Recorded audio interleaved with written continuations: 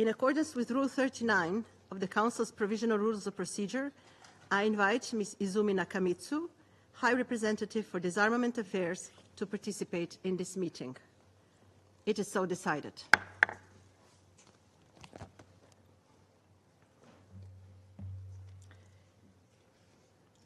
The Security Council will now begin its consideration of item 2 of the agenda. I now give the floor to Ms. Izumi Nakamitsu. Thank you, Madam President. Madam President, distinguished members of the Security Council, Excellencies, ladies and gentlemen, since the last briefing to the Security Council on this topic only 2 weeks ago, the provision of military assistance and transfer of arms and ammunition to the Ukraine armed forces have continued in the context of a full-scale invasion of Ukraine launched by the Russian Federation on 24 February 2022 in violation of the UN Charter and of international law. Much of the information on transfers of weapon systems and ammunition comes from various governments and is available through open sources. The transfers have reportedly included heavy conventional weapons such as battle tanks, armored combat vehicles, combat aircraft, helicopters, large caliber artillery systems, missile systems, and uncrewed combat aerial vehicles, as well as remotely operated munitions and small arms and light weapons and their ammunition. There have also been reports of states transferring or planning to transfer weapons such as uncrewed aerial vehicles, ballistic missiles, and ammunition to the Russian armed forces, and that those weapons have been used and are likely to be used in Ukraine. Needless to say, any transfer of weapons and ammunition must be compliant with applicable international legal framework, including, of course, relevant Security Council resolutions, which in certain instances impose sanctions and restrictive measures on such transfers. Reports related to the use and transfer of cluster munitions since the beginning of the conflict and the widespread contamination with mines and explosive remnants of war in Ukraine are deeply concerning. The universal participation in and the full implementation of the Convention on the Prohibition of the Use, Stockpiling, Production, and Transfer of Anti-Personnel Mines and on their destruction, the Convention on Cluster Munitions, and the Convention on Prohibitions or Restrictions on the Use of Certain Conventional Weapons must remain a priority. I call on all states to abide by their international humanitarian law obligations and to become parties as a matter of priority to disarmament treaties and complying with obligations therein. Compliance with those obligations is crucial in preventing the causing of unnecessary suffering or superfluous injury to persons and in protecting civilians. In today's challenging security context, it is more important than ever to reaffirm the value and importance of international humanitarian law. Madam President, importing, transit, producing, and exporting states must act responsibly at every step along the arms and ammunition transfer chain to prevent and detect diversion, illicit trafficking, and misuse. Pre-transfer risk assessments, marking and record-keeping practices, as well as tracing and investigation capabilities are of utmost importance. Effective physical security and stockpile management of arms and ammunition, as well as customs and border control measures are also key. To prevent diversion of conventional arms and regulate the international arms trade, states have established a number of arms control treaties and instruments. This includes the Arms Trade Treaty, the Firearms Protocol, the Programme of Action on Small Arms and Light Weapons and its International Tracing Instrument, and the Global Framework for Through-Life Conventional Ammunition Management. Universal participation in the relevant treaties, as well as full and effective implementation of these treaties and instruments, must remain a priority. Madam President, hostilities and attacks continue to severely impact civilians and civilian infrastructure, including energy, health, education facilities across Ukraine. Since 24 February 2022, the Office of the United Nations High Commissioner for Human Rights, OHCHR, has recorded over 11,700 civilians killed and more than 24,600 civilians injured in Ukraine. According to OHCHR, August was the month with the second highest number of civilian casualties in 2024, after July, with at least 184 civilians killed and 856 injured in Ukraine. The use of armed uncrewed aerial vehicles and missiles by the Russian Federation continues to cause civilian deaths and injuries, as well as damage to civilian infrastructure in Ukraine. In addition, there have also been reports of a number of cross-border strikes using missiles and uncrewed aerial vehicles by Ukraine inside the Russian Federation, with some resulting in civilian casualties and damage to civilian objects. Armed uncrewed aerial vehicles and missiles must not be used in a manner inconsistent with international humanitarian law. The use of explosive weapons in populated areas should be avoided. Their use continues to kill and injure thousands of civilians, including children.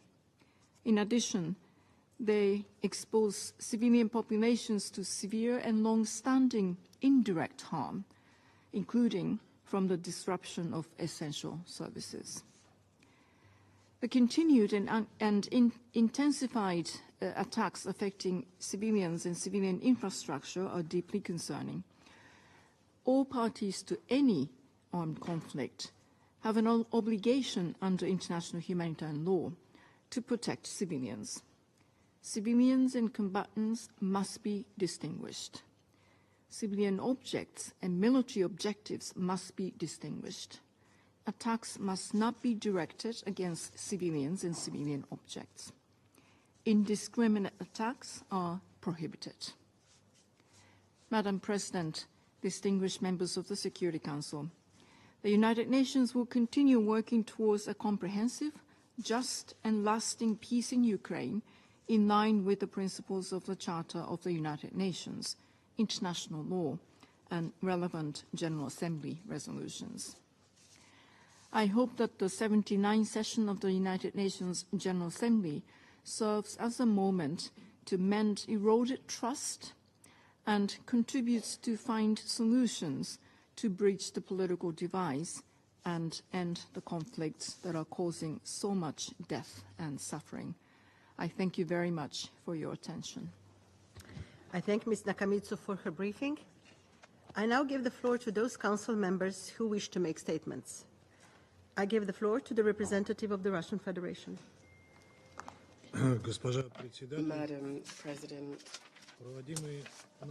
the meeting convened by us today on the Western arms supply to the Kiev regime and their role in undermining the efforts to find a peaceful settlement to the Ukrainian crisis allows everyone who wishes to have a good idea about the real situation regarding this. Since our last meeting, the situation has significantly deteriorated, and this was predictable given the paltry situation of the Ukrainian army that's losing town after town, not only in eastern Ukraine, but also in the area of the Kursk region that they captured in August. Ukraine and its Western backers are looking for the Wunderwaffe that could break the situation on the battleground.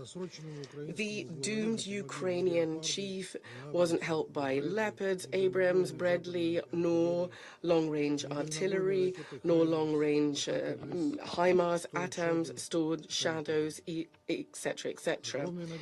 Enormous hopes were pinned on the provision of F-16 fighters, but Ukraine has already lost one. According to the American media, the Ukrainian army has used up almost all of its ATAMs, and there were several hundred given by the US to the Kiev regime. The UK media is reporting about losses of Storm Shadow stockpiles. Now there have been reports about forthcoming supplies of American JASSM missiles to the Ukrainian army that are better functioning than the French Scalp ones and the UK Storm Shadows. The modifications of this missile of the ground to air can get targets 800 kilometers away. Our Western colleagues, however, are not forgetting to talk about the hostilities in Ukraine because they bring them great profit. Thanks to Ukraine, other problems are being solved. As we see from the UK press publications, the UK gave to Ukraine a large amount of military assistance that needed to be disposed of, and this information was provided by auditors. The expenditure of this country on the disposal of old equipment decreased from 3.5 billion to 223 million. So as you can see, this is very convenient. Given this, there are increasing reports of the use by Ukrainian nationalists of chemical weapons. According to the Russian Ministry of Defense, the Ukrainian armed forces continue, with the consent and under the leadership of Washington and London, to systematically use toxic substances and chemical riot control agents in the area of the special military operation. More than 400 cases of the use by Ukraine of toxic chemical substances, in particular chloropin, which is on Annex 3 of the Chemical Weapons Convention, along with chlororetifen. Such incidents have occurred in Donetsk, in Bogdanov, Gorlikovka, Kremensk, Artyomsk, and most of them have been confirmed by an accredited laboratory from the Russian Defense Ministry. Furthermore, there were 17 cases of the use by Ukraine of chemical components to poison food that caused the death of 15 people. According to civilians, the Ukrainian army, when attacking the Kursk region, used shells with an unidentified gas, and animals died as a result. The Russian side also recorded cases of the use by Ukrainian army of chemical substances such as bezet, hydrogen chloride, and also CS, the Terran 6, with other chemical components. And these are part of the Ukrainian Army Storm Unit. We're concerned about the Ukrainian Army's statements about the existence of phosphorganic components and Tabun JA that is in Annex 1 of the CWC. Furthermore, we'd like to point out that we are still waiting from the US, a country on whose territory there is the only BZ production facility, as explanations as to how they were made available to the Ukrainian people in Zaporozhye region of Russia. The Russian side is establishing cases of chemical uses in violation by Ukraine of its obligations under the CWC and is investigating this in line with the requirements of the OPCW based on accredited organizations of the Russian Defense Ministry. In terms of investigations into this and other cases of the use of toxic substances and riot control agents by Ukraine, the Russian Federation is continuing to inform the OPCW and the UN Security Council of these cases. The scale of the production of such substances in Ukraine has reached such a scale that dangerous chemicals are poisoning the Siem River and the Desna River. There has been mass deaths of fish and this is threatening Kiev as well. But the authorities are doing everything they can to hide this fact, and in fact they're pinning the blame on Russia. But in fact this is very difficult to do so. We would advise those living in Kiev to be extremely cautious in using drinking water. The links between the Kiev regime with global terrorism are growing. We see the Zelensky clique helping terrorists in the Sahel, and we found out about that in the last meeting on Western weapons supplies to Ukraine from the PR of Mali. As you will recall, these actions and the statements of Kiev are things that have led Mali, Niger, and Burkina Faso to cut off diplomatic relations with Ukraine. Furthermore, as we've heard from Turkish media, in the end of June in Idlib, there was a meeting of representatives of Kiev with the terrorists from the Security Council listed organization Hayat Tahrir al-Sham, which the Zelensky regime continues to provide with drones in exchange from the release of a number of radical anti-Russian fighters so they can participate in hostilities against Russia. Madam Chair, the most worrisome, however, trend recently is becoming clearer, and we think it's extremely important to draw the international community's attention to the situation. For some months now, the conspirators in the crimes of the Kiev regime have been discussing an issue about providing Zelensky with a carte blanche to use Western weapons supplied to it to strike targets deep inside the Russian Federation. As a reason for this, there is the baseless insinuation regarding the supplies, apparently, of ballistic missiles by Iran to Russia that has been absolutely rejected by the Ministry of Foreign Affairs of Iran. The active campaign has been headed up by the head of the neo-Nazi junta. As we all understand, he's very interested in this scenario because de facto it would involve the US and its allies along NATO in the conflict. The recent meeting of the contact group to assist Ukraine in the Ramstadt format recalled the attempts again to allow Western sponsors to authorize geographical strikes in Russia. There is something absolutely astonishing here when they're talking about trying to encourage Moscow to uphold peace. In Kiev, there was a decree about a ban on conducting negotiations with Russia, and that is still in place. I'd like to remind you that we have never rejected negotiations, and we're always prepared to discuss with Kiev and its Western backers ways to eradicate the reasons causing the SMO in February 2022. Zelensky is also not scared to openly express his disappointment with the fact that the backers have not yet allowed him to strike the Kremlin. Today, we can say assuredly that the decision to lift restrictions on the use of military equipment for long-range strikes into Russia by the West has basically been taken, and we are seeing the final step of this legitimization right in front of the international community. In terms of relationships with Kiev, this really doesn't change anything for us. The neo-Nazi regime has long struck outside its territory, conducting terrorist attacks against civilians and civilian infrastructure of our country. However, this potential development of the situation fundamentally changed our relationship with the Western camp. If the decision to lift restrictions is really taken, that will mean that from that moment, NATO countries are conducting direct war with Russia. In this case, we will have to, as you understand, take the relevant decisions with all the consequences for this that the Western aggressors would incur. So, washing its hand of responsibility and pinning all the blame elsewhere is something that our Western colleagues are not going to be able to do. Because we have intelligence, they say that there is intelligence from US and EU satellites. NATO military will program missile systems. We're not talking about allowing Kiev to strike long range into Russia, but rather about taking a decision to have direct strikes in the West.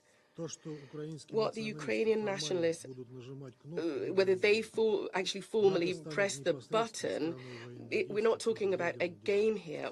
The facts are that NATO will be a direct party to hostilities against a nuclear power.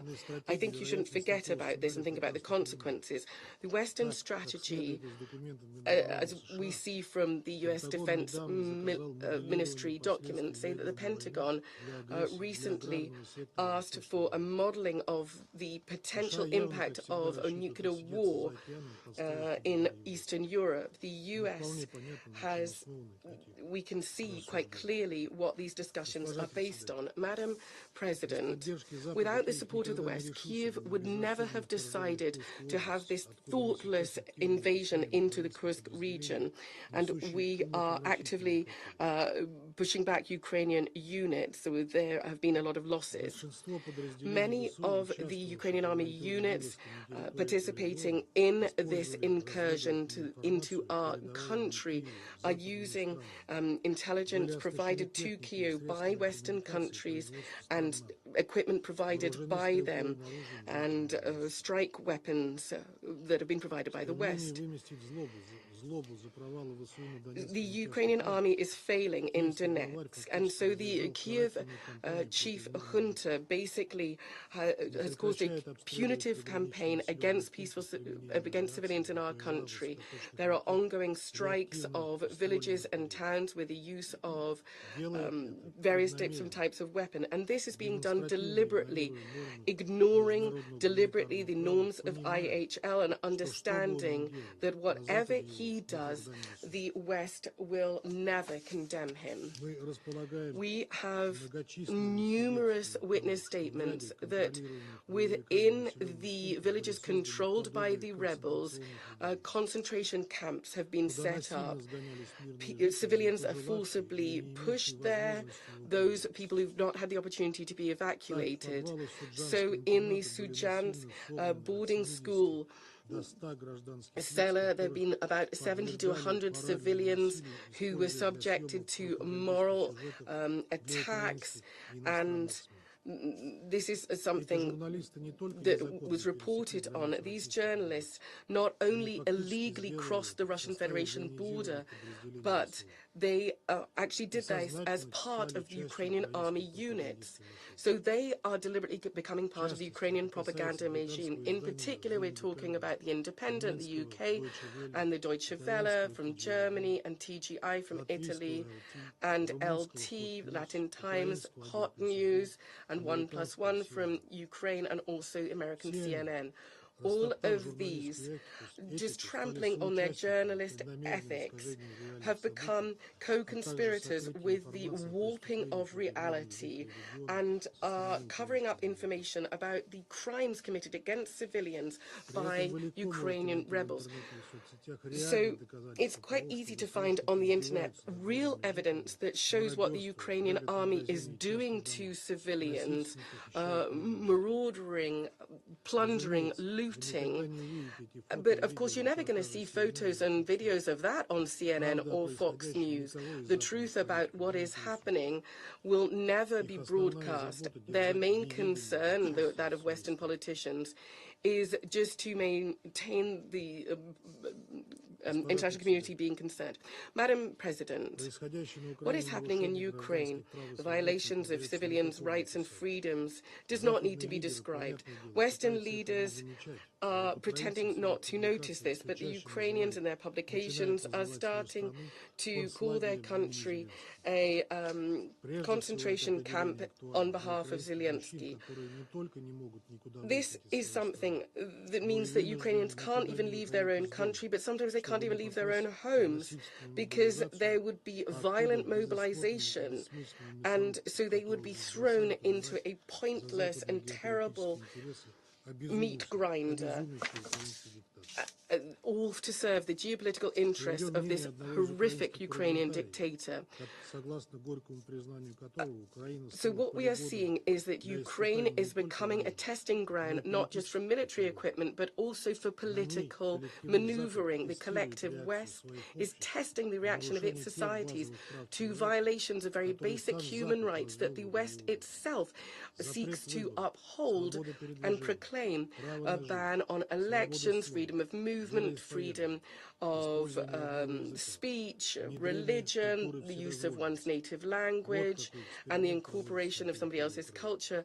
All of this experiment is being conducted right now in Ukraine. Given this, right at the head is the U.S. Secretary of State. We see from him that there's this initiative for Ukrainians and Americans to have a dangerous escalation. But this is being bandied about as assistance to Ukraine in overcoming the problems caused directly by the Russian act of aggression. Things are being warped. There's the actions of the Ukrainian army that have led to an expansion of the area of hostilities to peaceable Russian regions, and Washington is deeming this to be self-defense. The attempts of the U.S. to help Ukraine and a desire to do this and to help it stand on its own feet militarily, economically, and democratically mustn't fool anyone. We're not going to go into depth on that, but we just want to look at the situation facing the Libyans, the Iraqis, and the Afghans. These are just a few examples. How they have coped with the liberator, America, destabilization, economic destruction, human suffering and pain. These are results of Washington's attempts to so-called help other countries. And exactly the same thing is happening with Ukraine, and its inhabitants are increasingly being aware of this. Don't be fooled. The only country whose interests the American elite are upholding and that really should be standing on its own feet militarily, economically, and democratically is the U.S. itself. Even if that means the entire rest of the world is destroyed. You need to be blind in order not to see that. And so you need to understand how awful this is, and Washington's prepared to do anything. If somebody, for various reasons, tries to pretend that all this is not his or her problem, then tomorrow is going to be too late to change anything. We do hope that everybody sitting in this chamber and everybody who is following our meeting will give this an extremely good, hard think. Thank you very much indeed. I thank the representative of the Russian Federation for their statement, and I give the floor to the representative of the United States.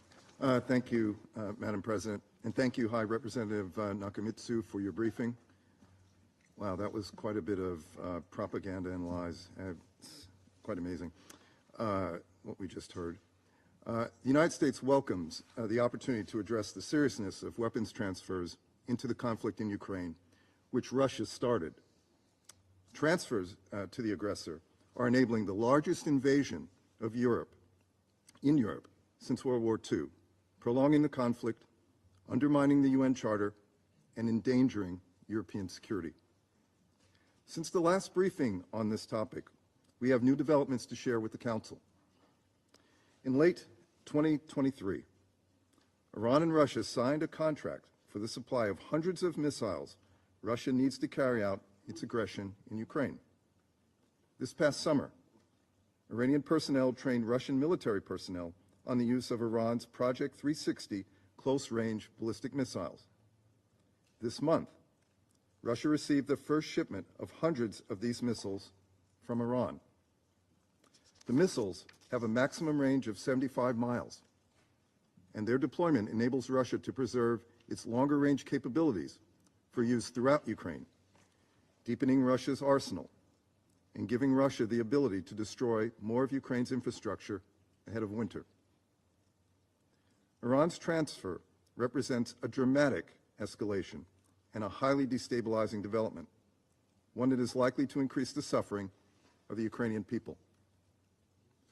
This missile transfer is in addition to the thousands of UAVs Iran has sent to Russia since 2022, which Russian forces have used with devastating effect against Ukrainian civilians and civilian infrastructure. The partnership between Russia and Iran not only poses a threat to Ukraine and European security, it also directly enables Iran's destabilizing activities in the Middle East and around the world. In response to Iran's ongoing military support to Russia, including the recent delivery of ballistic missiles for use against Ukraine, the U.S. Department of the Treasury is designating 10 individuals and 6 entities based in Iran and Russia and identifying 4 vessels as blocked property that are enabling Iran's delivery of weapons components and weapon systems, including the UAVs and missiles, to Russia. Since the Kremlin launched its invasion of Ukraine, Russia has also imported dozens of ballistic missiles and more than 18,000 containers of munitions and munitions-related materiel from the DPRK, in violation of Security Council resolutions that Russia itself supported just a few years ago. Russia has cynically abandoned its support for the principles of nonproliferation and has used its position on the Security Council to attempt to shield the DPRK from UN scrutiny of its unlawful nuclear and ballistic missile development programs. It is clear there is an urgent need to help Ukraine defend itself from missile strikes, attacks which undermine the principles of the UN Charter and threaten international peace and security, including, it seems, food security. Just yesterday, Russia hit a civilian wheat cargo vessel in the Black Sea, which was bound for Egypt. Building an integrated air defense capability for Ukraine is a priority for us and others, and it is clear from these attacks that we cannot let up. We are going to work with Ukraine to ensure they have the capabilities needed to defend themselves against Russia's missile and drone attacks. Let me comment on our joint desire for peace. The fastest way towards peace is for Russia to withdraw its forces from Ukraine and for it to stop its aerial assault. Absent Russia's desire for peace, the next quickest way towards peace is for the world to cut off Russia's ability to sustain its illegal assault. This is where we need to have a real conversation about China's role in this conflict. China is prolonging Russia's aggression through its so-called no-limits partnership and its large-scale support for Russia's defense industrial base, all of which enable Russia to continue waging war on Ukraine. China's transfer of dual-use materials such as weapons components, equipment, and raw materials serve as inputs for Russia's defense sector. These exports include nitrocellulose, machine tools, microelectronics, optics, UAV and cruise missile technology, which Russia is using to kill civilians and destroy Ukrainian infrastructure. How can China be for peace while it enables Russia's war? China is also helping Russia spread propaganda and disinformation about Ukraine by justifying the war through the pretext of legitimate security concerns. There is no legitimate excuse for what Russia is doing in Ukraine. None. Then there is China's 6-point peace proposal for resolving what China calls the Ukraine crisis, which is not complementary to Ukraine's peace formula and omits support for Ukraine's sovereignty and territorial integrity. Does China intend to reward Russia for violating the UN Charter? China's 6-point plan would create a dangerous precedent. We are not here to reward violators of the UN Charter. We call on China, as a permanent member of the United Nations Security Council, with a particular responsibility to uphold the UN Charter, to respect the principles of sovereignty and territorial integrity, and to cease all material and political support to Russia's illegal war. Colleagues, there is no justification for Russia's attack on Ukraine. Ukraine has an inherent right to defend itself from aggression, as reflected in Article 51 of the UN Charter, and the United States will continue to support Ukraine's ability to do so, and to ensure Russia is not rewarded for violating the UN Charter. We are not alone. We join the efforts of UN member states from all geographical regions of the globe that stand with Ukraine's democratically elected government. We will not back down. Thank you, Madam President. I thank the representative of the United States for the statement, and I give the floor to the representative of the Republic of Korea. Thank you, Madam President.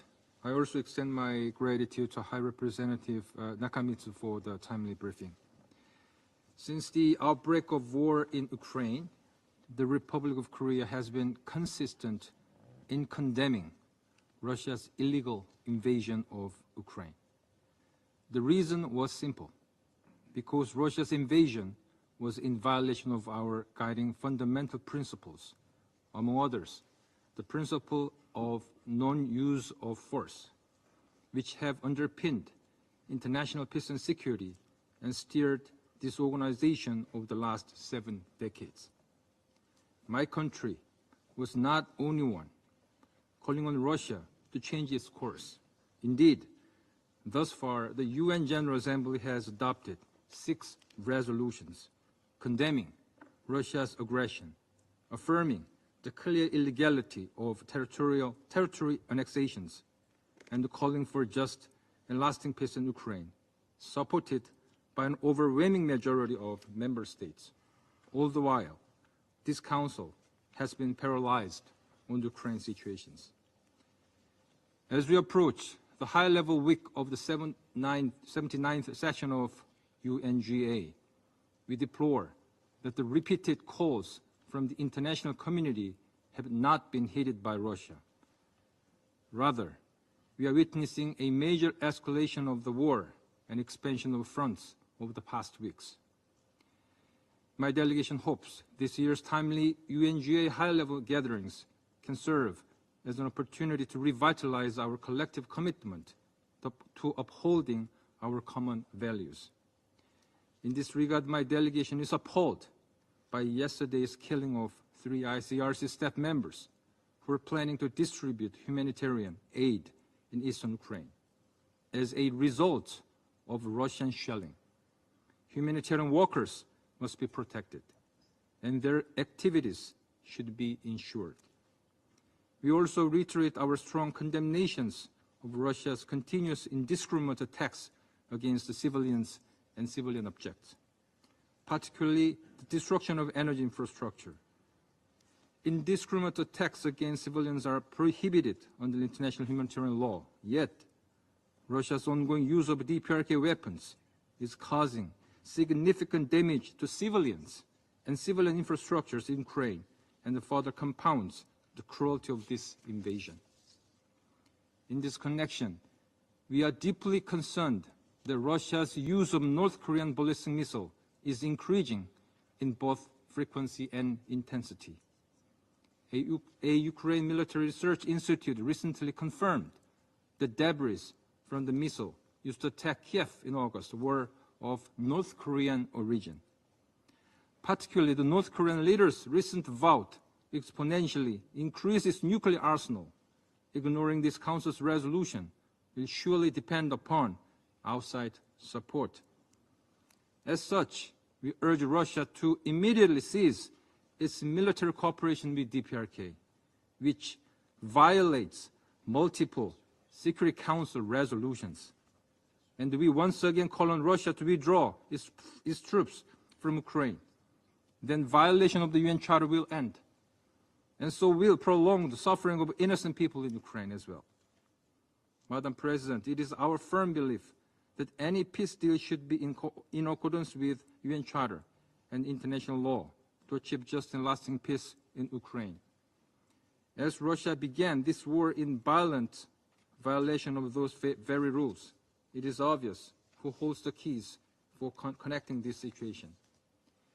On our part, the Republic of Korea supports the international community's efforts to navigate a direction forward to end this war and restore lasting peace in Ukraine.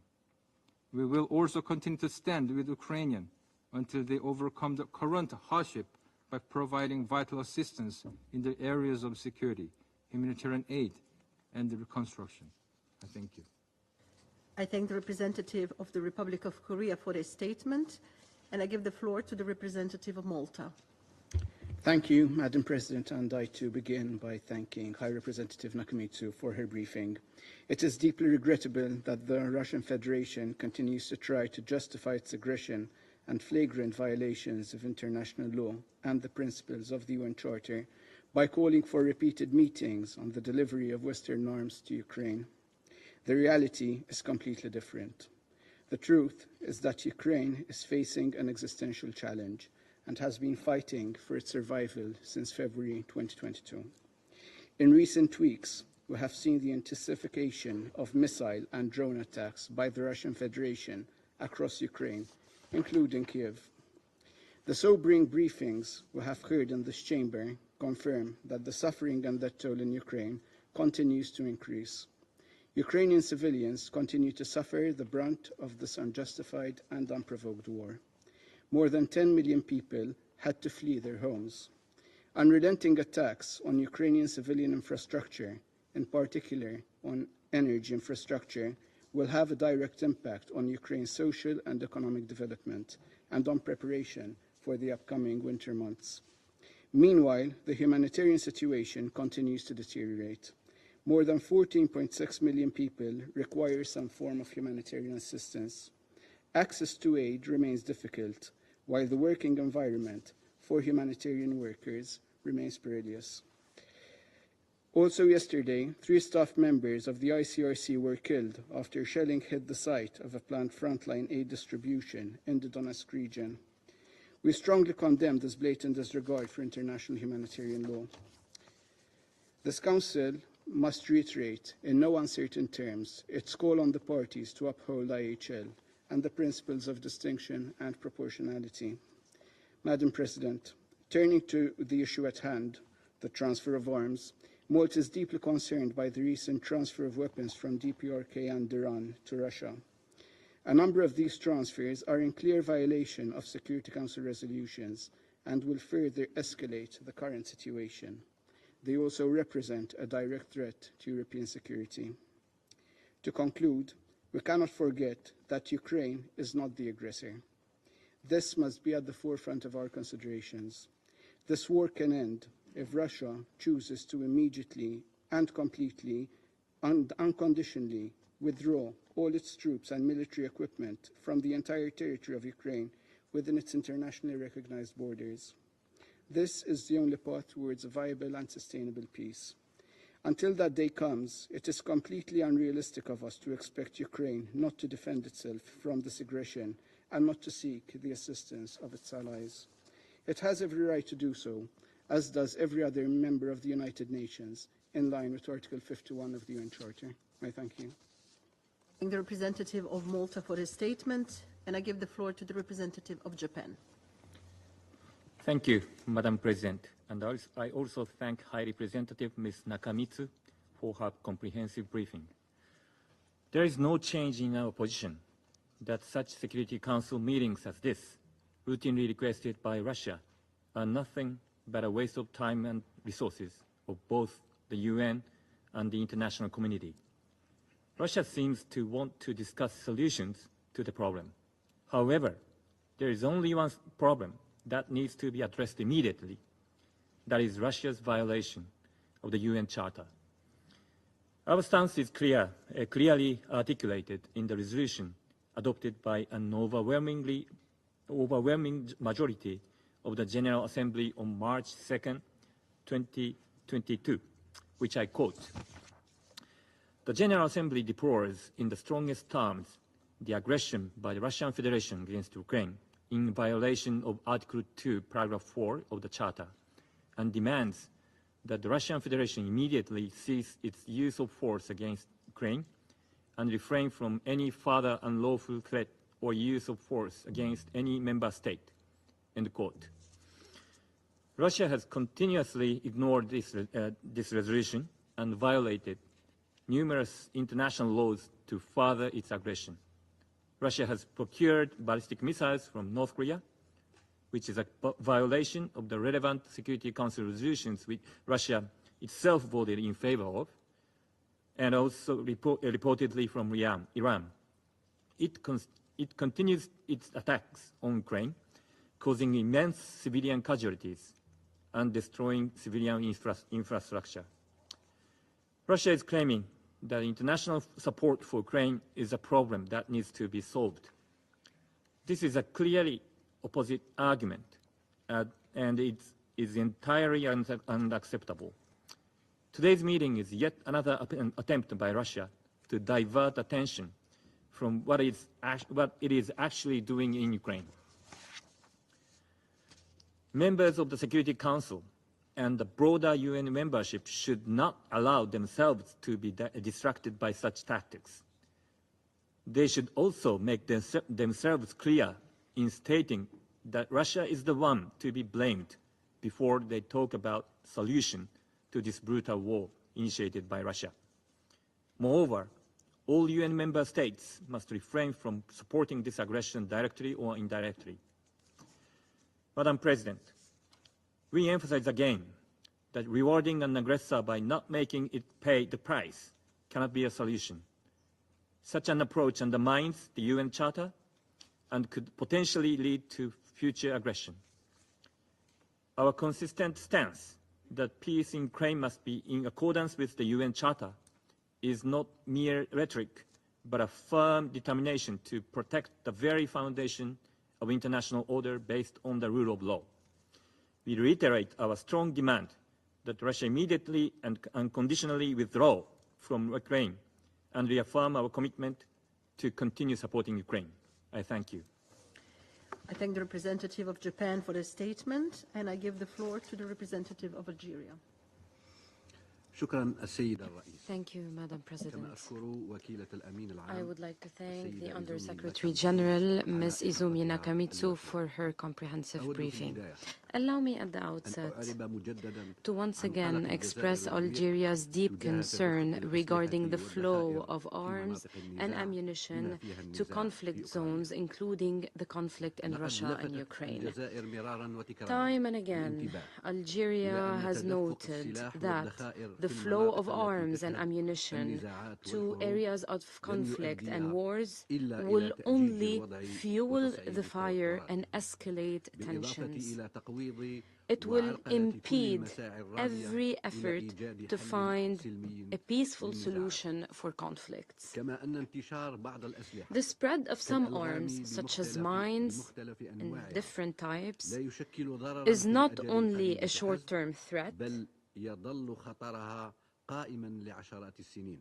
but it also حتى بعد remains نهاية for decades, النزاعات even نظرا after لصعوبة the end of a تحييدها. conflict.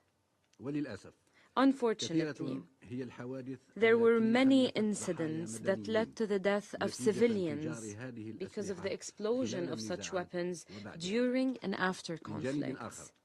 On another فإن hand, تدفق the الأسلحة flow of والذخائر arms and في أماكن ammunition النزاعات to والحروب areas يزيد of من خطر conflict and سقوطها wars في يد increases الجماعات the risk الإرهابية of having such arms and والإجرامية ammunition وكذا fall الجماعات into the hands of مما extremist, يعزز criminal, قدرتها and terrorist على groups, القيام بأعمال increasing their عدائية. ability to غالباً carry ما out يكون hostilities ضحاياها mainly مدنيون against عزل. unarmed من هذا civilians. المنطلق أود اليوم On that basis, التأكيد I would على like to النقاط stress the التالية. following points. أولاً 1. ينبغي على الأطراف أن يضعوا حماية All المدنيين parties need to في أعلى prioritize the هرم protection of أولوياتهم civilians وأن and يلتزموا strictly بصفة comply with the صارمة rules of بقواعد international القانون law, الدولي including بما في the ذلك international قواعد human القانون rights law. الدولي الإنساني. Excuse me, هذا النزاع international منذ humanitarian بدايته law. آلاف القتلى من Since its المدنيين beginning, على this جانبي conflict الحدود led to the death فيهم of thousands النساء of civilians from كما both تسبب ends, في including نزوح women and الملايين children. من السكان It also displaced هرباً millions من of مناطق people who المواجهات fled في areas of ظروف confrontation جد عسيرة in very جعلتهم difficult عرضة circumstances, للجوع exposing them to والقساوة hunger and خاصة harsh في weather, فصل الشتاء. especially during ثانياً، winter. 2. من الأهمية بمكان It is أن يحرص important الأطراف that كامل الحرص all على parties تجنب خطر وقوع ensure هذه الأسلحة that في يد such الجماعات weapons do not الإرهابية fall into the hands والمنظمات of الإجرامية criminal وأن and يحترموا terrorist groups. التزاماتهم They الدولية have to ذات comply الصلة. with their relevant لأن international وقوع هذه الأسلحة obligations. في أيدي غير If such أمينة arms fall يشكل into the خطراً hands of وتهديداً كبيرين such ليس groups, فقط this will للمنطقة be a بل major وللأمن threat and الدولي risk, not ككل. only for the region, but ثالثاً also to international تجدد security. الجزائر 3. دعوتها لأطراف النزاع Once again, we لتحري call for بالغزارة wisdom وضبط and النفس restraint from all وبالتخلي sides of the عن منطق conflict. We المواجهة call upon والصراع them to steer away لحقن from دماء confrontation and المدنيين conflict, والعسكريين على to حد end سواء. the bloodshed of فإذا both كانت civilians لغة and الأسلحة هي النار soldiers. If ونتيجتها fire القتل is the والدمار language of فإن arms لغة leading to الدبلوماسية killing and هي الحوار destruction, ونتيجتها Dialogue is the language of diplomacy, and it definitely leads to peace and stability. For this reason, both sides of the conflict, as well as the international community, must promote their efforts to provide a conducive environment for a constructive and comprehensive dialogue and negotiations leading to a peaceful solution for this conflict, a solution that is based on the principles and purposes of the UN Charter, a solution that takes into account the legitimate security concerns of both sides, away from any polarization which only leads to extending the conflict. Thank you. I thank the representative of Algeria for their statement, and I give the floor to the representative of Sierra Leone. Thank you, Madam President. I thank Undersecretary and High Representative Ms. Nakamitsu for her briefing. Sierra Leone takes note of the call by the Russian Federation to discuss the increase in weapon transfers by the Western countries to Ukraine, which in their view aggravates the crisis in Ukraine and undermines the prospects of its resolution. We also take note of Ukraine's cited imperative to protect civilians and the rights to self-defense. Sierra Leone continues to reiterate its principled position that all transfers of weapons in conflict situations should occur within the applicable international legal framework and relevant UN Security Council resolutions, and include pre-transfer risk assessments and end-user verification to prevent diversion of arms and ammunition. Madam President, outside of the transfer of weapons issue, we have observed with concern a dramatic escalation in the conflict in Ukraine since March this year. The consequences of this escalation have been devastating, with intensification of missile and drone strikes, causing increased civilian deaths, injuries, and displacements. From the UN Human Rights Monitoring Mission to Ukraine report of 9th August 2024, July was recorded as the deadliest month, with at least 219 civilians killed and 1,018 injured in Ukraine. August also saw very high casualty levels of at least 184 civilians killed and 856 injured. The Office of the UN High Commissioner for Human Rights has documented a total of 35,865 civilian casualties since the start of the conflict, including at least 11,662 deaths and 24,207 injured, while noting that the true figures are likely to be considerably higher. UNICEF has also confirmed that over 2,000 children have been killed or injured in Ukraine since the start of the conflict in 2022, highlighting that the number of child fatalities this year has increased by almost 40% compared to 2023. Sierra Leone is also concerned about the effects of the spread of hostilities on civilians in Russia's Kursk, Belgorod, and Bryansk regions. Reports from local Russian officials indicate that since Ukraine's incursion into the Kursk region in August, at least 12 people have been killed and 121 injured.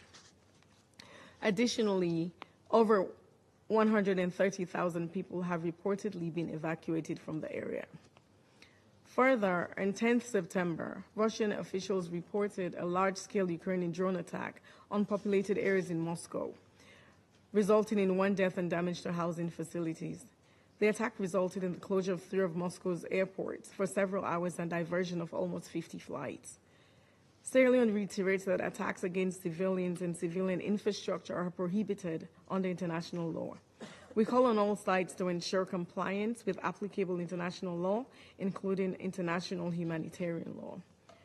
Madam President, we're deeply concerned about the worsening impacts of the conflict on civilians and civilian infrastructure, which continue to deteriorate at an alarming rate, particularly in Ukraine. According to OSHA's situation report, 14.6 million people, roughly 40% of Ukraine's population, need some form of humanitarian assistance. Entire neighborhoods and villages have been decimated, leaving millions displaced internally and in other countries. Reported attacks against Ukraine's energy infrastructure since 2024, March, have drastically reduced the country's electricity capacity, leading to daily power cuts for millions of people across Ukraine. These outages, often lasting many hours, limit access to water, mobile networks and internet, and public transportation. Older people, persons with disabilities, and many school children who attend school online have been particularly affected by these disruptions in essential services.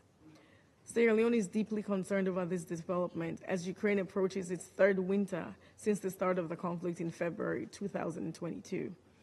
The alarming civilian casualty figures and humanitarian crisis in Ukraine, as verified by numerous agencies, including UNICEF and OCHA, underscores the urgent need for all parties to the conflict to prioritize the protection of civilians and refrain from further escalation and pursuit of the option of winning the war on the battlefield at all costs. Dialogue and diplomacy should be the primary tools employed to de-escalate tensions and pave the way for a peaceful resolution of the conflict. The international community, including this Council, must remain steadfast in its commitment to supporting the pursuit of a just and sustainable peace in Ukraine. Sierra Leone once more calls for good faith diplomatic efforts in pursuit of a peaceful resolution involving the parties to the conflict. Meaningful steps must be taken towards the immediate de-escalation and cessation of the hostilities.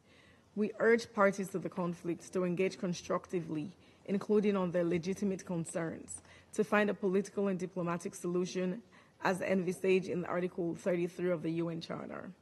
In closing, Madam President, Sierra Leone calls for an immediate cessation of hostilities, respect for sovereignty and territorial integrity of both Ukraine and the Russian Federation within their internationally recognized borders, and genuine diplomatic efforts to achieve a peaceful and lasting resolution to the conflict, taking into account the legitimate concerns of all parties involved. I thank you.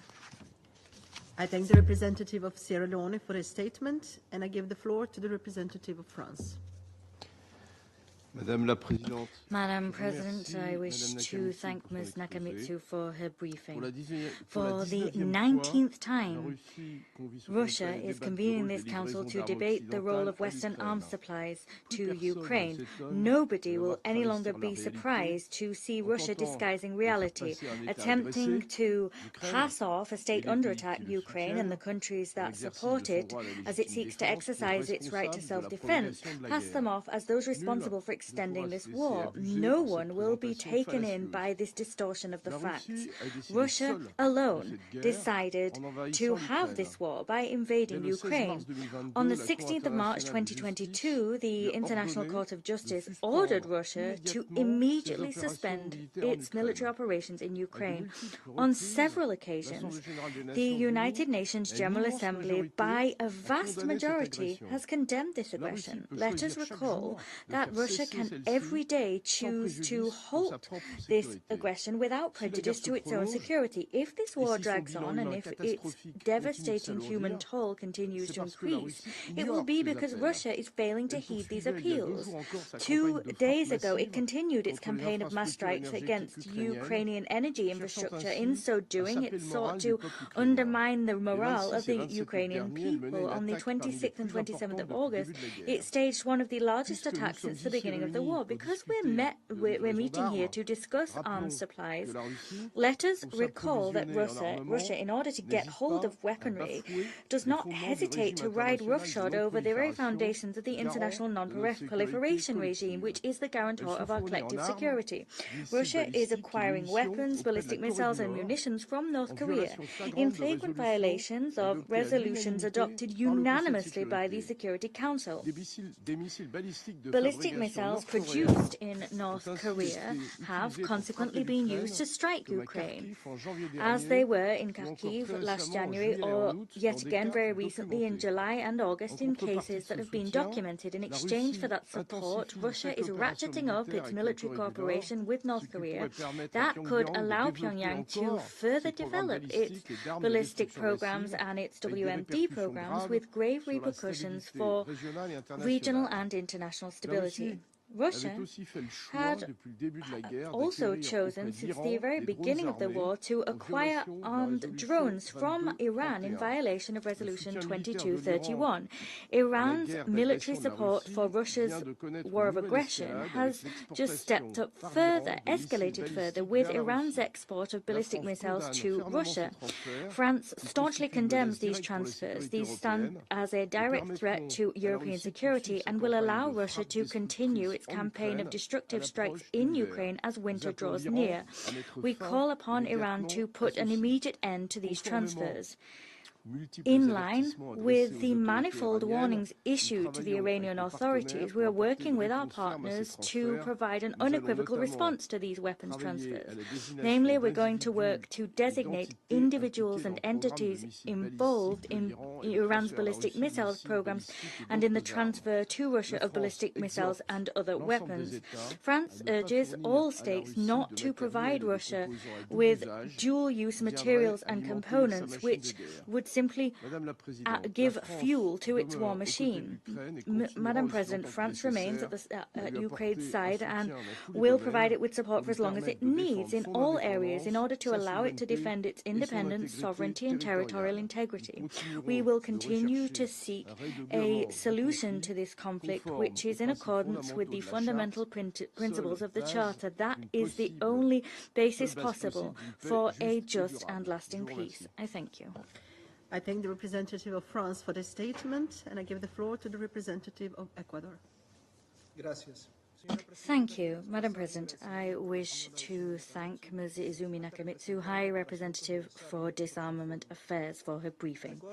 Ecuador is concerned by the risks posed by the ongoing supply of weapons and munitions. We support the recommendations set forth once again by the High Representative regarding the measures necessary to mitigate these risks. On the issue that under consideration today, I will make 5 points that I deem important. 1. The sovereign rights of states to self-defense must be upheld in stringent compliance with the provisions of Article 51 of the UN Charter. 2. The transfer of weapons and munitions must adhere to the applicable international legal framework, including the relevant resolutions of the Security Council. 3. It is paramount that we adopt effective measures to prevent the diversion, illicit trade, and improper use of arms and munitions in order to avoid sowing greater instability and insecurity in Ukraine and in the region. Also to avoid these weapons reappearing and causing damage in other regions of the world, including my region, Latin America. 4. It is necessary to prioritize the protection of civilians as well as the goal of achieving global stability. That must be placed above any other rationale which seeks to further industry production or distribution. 5. We are alarmed by reports regarding the use of anti-personnel mines and cluster munitions, as well as by the impact of widespread contamination by explosive remnants of war. It is vital that we see the comprehensive implementation of the Convention on the Prohibitions of Anti-Personnel Mines and the Convention on Cluster Munitions. Madam President, we are concerned by the fact that the situation in Ukraine and the region continues to worsen. Increased violence is fueling a cycle of destruction which, as we've heard, is disproportionately affecting the civilian population and which is posing serious risks in terms of escalation. Ecuador consequently insists that parties have to avoid the use of explosive weapons in populated areas and keep fighting away from urban areas. We want to firmly condemn the Russian attacks which claimed the lives of 3 members of the ICRC while they were simply doing their work. Humanitarian personnel must be protected and their work must be facilitated in accordance with Resolution 2730. Madam President, to conclude, if we can be sure of something, it is that peace cannot be built on the basis of the use of force and weapons. Rather, it is built on dialogue and cooperation. As such, this Council must unite in the quest for peace. We recall that the only viable solution to this conflict involves a process of dialogue, a process which respects the sovereignty and territorial integrity of Ukraine and which is in line with the principles of the Charter, international law, and the resolutions of the General Assembly. Thank you. I thank the representative of Ecuador for the statement, and I give the floor to the representative of Mozambique. Thank you, Madam President. I wish to start by thanking Ms. Izumi Nakamitsu, High Representative for Disarmament Affairs, for her briefing. Madam President, the ongoing conflict between the Russian Federation and Ukraine continues to have profound and far-reaching impacts. We are deeply alarmed by reports of escalating hostilities, including the multidimensional impacts thereof at local, regional, and international levels. We convene today for the second time this week to consider the situation in Ukraine with no meaningful progress on the ground. While the frequency of our meetings underscores the gravity of the situation, the Security Council's current inability to implement decisive measures in fulfilling its primary responsibility for the maintenance of international peace and security is a matter of significant concern. This protracted conflict in Ukraine, exacerbated by an escalating arms race, risks expanding across Europe. There is a likelihood of arms diversion to criminal and terrorist networks worldwide. Furthermore, long-term threats to affected communities will persist beyond after the silencing the guns. As we consistently emphasized, Mozambique recognizes the sovereign right of states to self-defense as enshrined in the UN Charter. We acknowledge that the exercise of this right may include, among other measures, arms transfer. However, it is our firm belief that, if not carefully managed, arms transfer can lead to devastated consequences. These may include conflict escalation, increase in security, and ultimately diversion of resources from critical social sectors to sustain military efforts, as evidenced in this conflict in Ukraine. We therefore call on all member states to honor their commitments under relevant international instruments. Furthermore, we urge all member states that have not yet done so to adhere to all relevant international instruments, such as the UN Register of Conventional Arms, the Arms Trade Treaty, the Firearms Protocol, the Programme of Action on Small Arms and Light Weapons, amongst others. Such adherence would promote greater transparency and accountability to the flow of weapons. We emphasize that transparency in arms control is an indispensable confidence-building measure which may contribute to re-establishing the much-needed credible communication channels toward the resumption of direct negotiations. We reiterate our appeal that end transfer of weapons and ammunition must be consistent with the applicable international legal framework, including relevant Security Council resolutions. Madam President, we strongly urge all parties to strictly adhere to their obligation to protect civilians and to ensure full compliance with international humanitarian law. It is our view that to be effective, all mitigation measures, including arms control, should not be viewed in isolation, rather as complementary to other necessary measures, including the political initiatives. Therefore, we firmly believe that the only viable path to ending this conflict now, entering in its third year, is through political negotiation and dialogue, based on the Charter and taking into account the legitimate concerns of all parties. In conclusion, Madam President, Mozambique continues to urge the conflicting parties to actively pursue de-escalation measures and achieve a ceasefire and establish the foundation for sustainable and lasting peace. I thank you. I thank the representative of Mozambique for their statement, and I give the floor to the representative of Guyana. Thank you, Madam President. I also thank Ms. Izumi Nakamitsu, High Representative for Disarmament Affairs, for the update provided. Guyana remains gravely concerned about the mounting civilian casualties in this war. We deplore the recent shelling of an aid distribution site in the Donetsk region that claimed the lives of 3 Red Cross staff.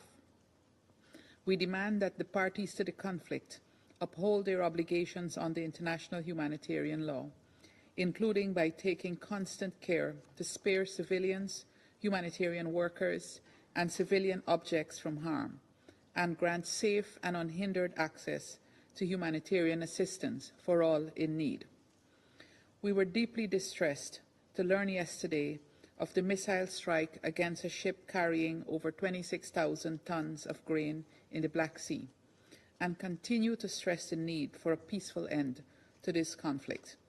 We also continue to demand full adherence to the principles of the Charter of the organization. Madam President, over 11,000 civilians in Ukraine, many of whom were women and children, have had their lives cut short in a war that appears to have little regard for their protected status. Briefer after briefer has warned of the grave violations being committed, including with weapons which by nature are indiscriminate, and thus their effects cannot be limited as required under international humanitarian law. Several reports indicate that most civilian casualties recorded to date were caused by the use of explosive weapons with wide area effects in populated areas, such as artillery shells and rockets, bombs, missiles, loitering munitions, and other explosive munitions dropped by unmanned aerial vehicles. Some of these weapons not only represent an immediate threat to civilians during a conflict, but pose a danger to lives and livelihoods long after the conflict has ended. I speak here, Madam President, especially of anti-personnel landmines and cluster munitions, which can remain dormant and in the ground for decades. As a state party to the Convention on Cluster Munitions and Anti-Personnel Mine Ban Convention, among others, Guyana calls for full compliance with international law and international disarmament instruments and obligations. We also emphasize, as has the United Nations Office on Disarmament Affairs on many occasions, that conventional arms and ammunition are at risk of diversion throughout their life cycle, and even more so when they are transferred into an armed conflict. Guyana continues to urge that all transfers be conducted within the existing international legal framework, including UN Security Council resolutions, and with adequate controls in place to prevent their irregular transfer. In conclusion, Madam President, we maintain that any lasting solution to this conflict will not be achieved through military action or a cycle of meetings that proffer no solutions nor yield concrete outcomes to change the situation on the ground. It must be done through diplomacy and good faith negotiations, conducted in accordance with the provisions of the United Nations Charter and international law. It is this Council's responsibility to put an end to the cycle of violence and pain. Guyana, therefore, reiterates its call for the Russian Federation to withdraw its military forces from the internationally recognized territory of Ukraine and urges the parties to commit to a political and diplomatic process toward ending the conflict. I thank you. I thank the representative of Guyana for the statement, and I now give the floor to the representative of the United Kingdom. Thank you, President. I thank High Representative Nakamitsu for her briefing. Colleagues, by calling this meeting today on Western weapons transfers to Ukraine, Russia has, yet again, succeeded only in drawing our attention to its continued hypocrisy. Just days ago, it came to light that Russia has received Iranian ballistic missiles for use in prosecuting its illegal war against Ukraine. The transfer poses a direct threat to European security and stability elsewhere, and will increase the suffering of the Ukrainian people. It is this which should be the focus of today's meeting, not Western support for a sovereign state's legitimate and legal right to defend itself. Iranian close-range ballistic missiles will soon reach European soil. The transfer will increase Russia's capability to launch short-range attacks on the front lines, enabling it to use more of its long-distance missiles to strike deeper inside Ukraine. As we said earlier this week, together with our international partners, we can be certain that the suffering of the Ukrainian people will increase as a result. Colleagues, none of us need reminding of the atrocities Russia will inflict with the aid of these weapons. The UN has verified over 35,000 civilian casualties caused by Russia's war. We suspect the real number is far higher. Russian missiles are hitting schools and children's hospitals. Humanitarian workers are being killed. And Russia is cynically and brutally targeting Ukrainian energy infrastructure, posing significant risks to the lives of millions of Ukrainians ahead of winter. It seems that only one member of this council needs reminding that deliberately targeting civilian infrastructure is a war crime. President, Russia also continues to purchase significant quantities of weapons for use in Ukraine, including ballistic missiles for DPRK, in violation of UN Security Council resolutions Russia itself voted for. This increased military cooperation between Russia, Iran, and DPRK poses an unacceptable threat not only to European security, but to global security. In return for weapons needed to prolong its illegal war, Russia is violating sanctions endorsed by the UN Security Council and building the capabilities of and emboldening both the Iranian and North Korean regimes. This contributes to further destabilization in the Middle East and Indo-Pacific. Russia's war in Ukraine is a flagrant violation of international law and the UN Charter. We will not be deterred from our unwavering support for Ukraine.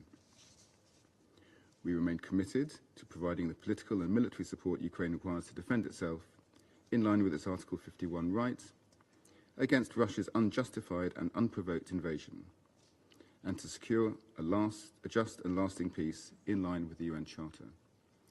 And President, let me conclude with the words of my Prime Minister yesterday. Russia started this conflict. Russia illegally invaded Ukraine. Russia can end this conflict straight away. Ukraine has the right to self-defense. Thank you. I thank the representative of the United Kingdom for the statement, and I give the floor to the representative of Switzerland. Thank you, Madam President. I would like to thank the High Representative for Disarmament Affairs, Ms. Nakamitsu, for her briefing. As we already spoke on this subject less than a fortnight ago, allow me to briefly restate Switzerland's position in 5 key points. Firstly, the current grave situation is the direct consequence of Russia's military aggression, which we condemn. We will not accept attempts to evade responsibility or to justify such an illegal act. Ukraine has the right to ensure its security and defend its territorial integrity and sovereignty. Secondly, the impact of this war on civilians, civilian infrastructure, and the humanitarian situation is intolerable. Switzerland offers its condolences to the families and loved ones of the 3 ICRC staff members killed yesterday in the Donetsk region. We reiterate that humanitarian personnel must be protected and respected. We condemn all indiscriminate attacks causing civilian casualties. We recall the obligation of all parties to the conflict to strictly respect international humanitarian law, including the rules governing the conduct of hostilities. Violations of international humanitarian law and human rights are unacceptable in all circumstances. Thirdly, we are deeply dismayed by the fact that Russia's military aggression appears to continue to be fueled by third-party transfers of arms and munitions to Russia, including, according to reports, ballistic missiles, missiles. Switzerland has always insisted that states must fully respect and comply with their obligations under international arms control agreements. This includes the relevant resolutions of this Council, which are legally binding, but also political commitments aimed at transparency and confidence building. Fourth, sincere efforts are needed to make progress towards a just and lasting peace in Ukraine. As the Acting Under-Secretary General for Humanitarian Affairs stated in this chamber 2 days ago, and I quote, "Protecting civilians and ultimately ending this war is a matter of will," end of quote. Switzerland will continue to engage in good faith discussions aimed at bringing this war to an end in full compliance with the principles of the UN Charter. Fifth, in order to restore respect for the UN Charter, end the suffering and move towards lasting peace, we once again urge Russia to withdraw all its troops from Ukrainian territory. If the devastation of the past 2.5 years cannot be undone, there is still time to prevent further tragedy. Thank you. I thank the representative of Switzerland for the statement, and I give the floor to the representative of China.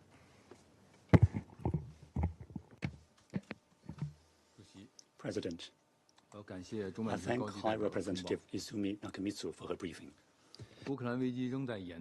In the ongoing Ukraine crisis, there's been a steady influx of large quantities of weapons and ammunition into the battlefield, with widening variety and scope, increasing lethality and anti-personnel effectiveness, and a mounting risk of diversion and proliferation. This is worrying. The continued inflow of weapons will only precipitate further escalations and the loss of more civilian lives. It will have an extensive negative impact on international and regional peace and security. China is deeply concerned about the recent spiraling of the intensity of the war. A pressing priority of the moment, in our opinion, is to respect the principles of no spillover, no escalation, and no stoking of the fire by any party, with a view to a swift de-escalation. We call on the parties to the conflict to demonstrate their political will, move in the same direction, put an early end to the hostilities, and relaunch peace talks. We call on the international community to pave the way to this end by providing tangible assistance and facilitation. All parties concerned should put peace and humanity first and rechannel their resources and energies to ending the hostilities through diplomacy. President, the U.S. representative spouted a false narrative in his earlier statement, distorting and vilifying China's position on the Ukraine issue once again, and I feel compelled to respond.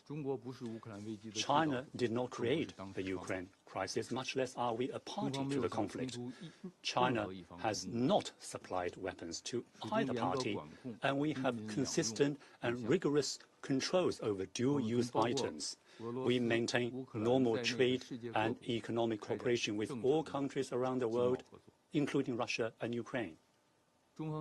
China's position on the Ukraine issue is objective and impartial. We do not support anyone, nor do we favor anyone. After the war erupted, we put forward the principled proposition of 4 shoulds. The first of which is that the sovereignty and territorial integrity of all countries should be respected. And the second of which is that the purposes and principles of the UN Charter should be respected. For over 2 years, China has been working hard to promote peace and encourage and facilitate peace talks. We have stayed engaged with both Russia and Ukraine and have had regular exchanges of views with European countries and the United States. The special representative of the Chinese government on Eurasian affairs made 4 visits to the countries concerned to conduct good offices and mediation. We have done so for the sole purpose of bringing about an early end to the hostilities and restore peace. In May this year, China and Brazil jointly issued a 6-point consensus on the political settlement of the Ukraine crisis. It reflects the greatest common denominator of the international community's efforts to resolve the crisis, which has received positive responses from many countries. In addition to the 6-point consensus proposed by China and Brazil, African countries have also contributed a 10-point peace proposal for resolving the crisis. Other countries of the Global South have also put forward similar initiatives.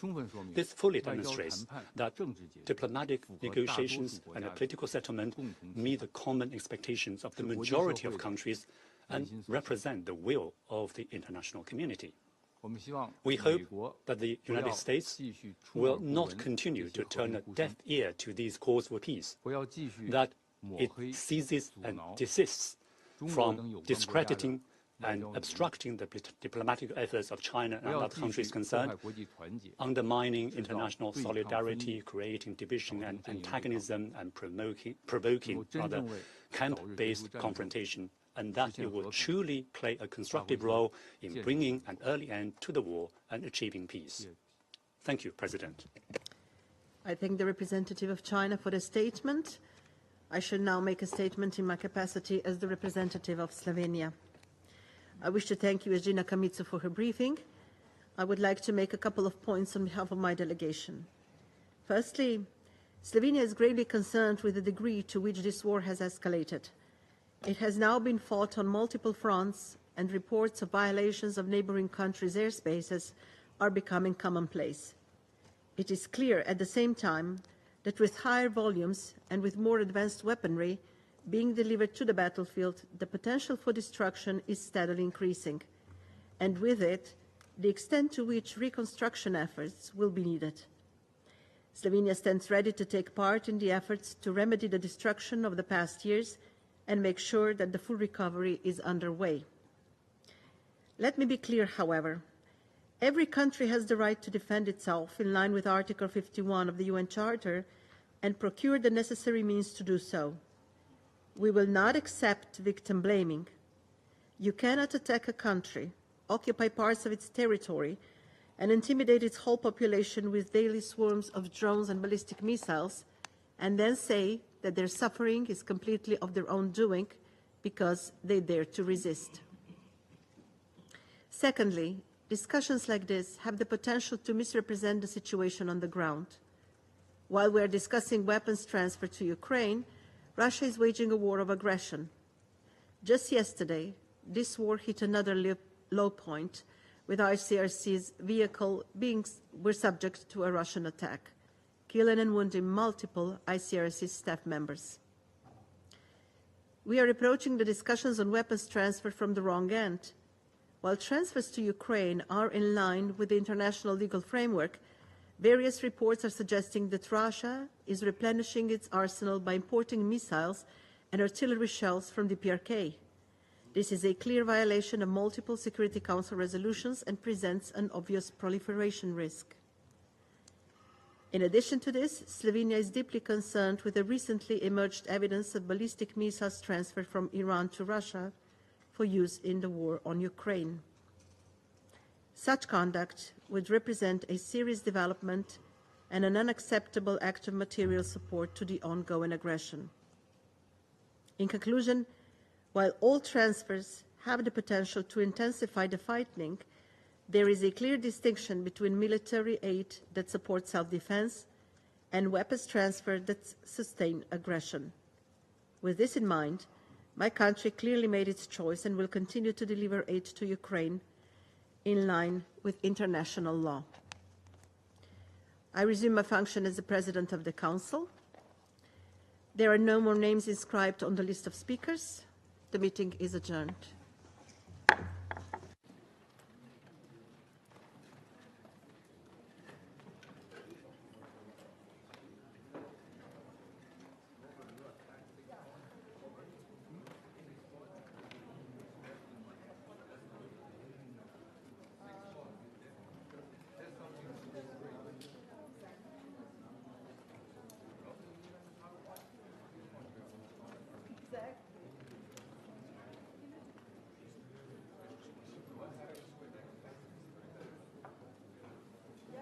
Thank you.